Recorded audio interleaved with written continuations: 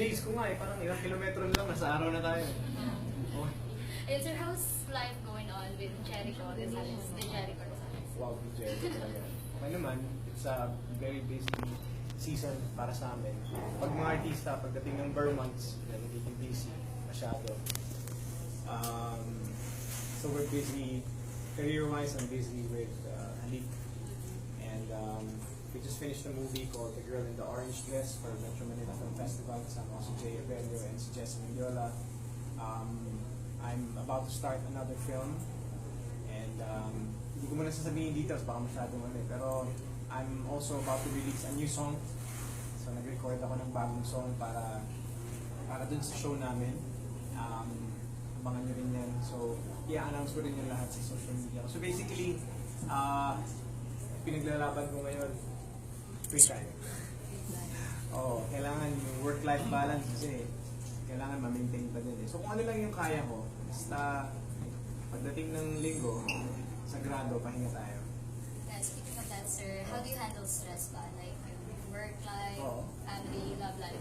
I think the way to handle stress is not to handle it. You let go of that and you avoid that. Kunin mo lang kung ano yung kaya mo. Diba? Kung hindi sapat yung kitain mo, eh huwag din sumobra sa paggastos. Parang gano'n lang naman yun. Babalance mo lang yung buhay mo, diba? So depende sa pangangailangan mo. Eh ako naman, mahilig lang talaga ako gumawa ng TV show, tsaka ng pelikula, tsaka ng music. And I love making people happy. But I also love making my family happy.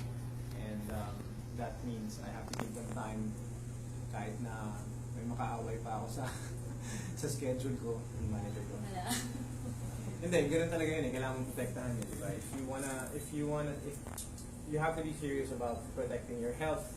So, workout, kain ng tama, isip ng tama, magbasa, mag-aral, makinig ng mga kung ano yung dapat pakinggan mo, panoorin mo, parang ganyan, magdasal, simba.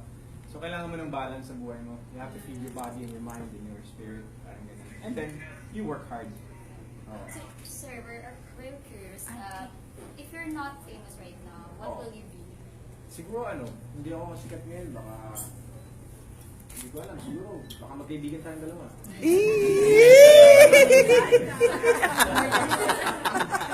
Pero pwede naman tayo hindi magkaibigan, kahit na sikat ako.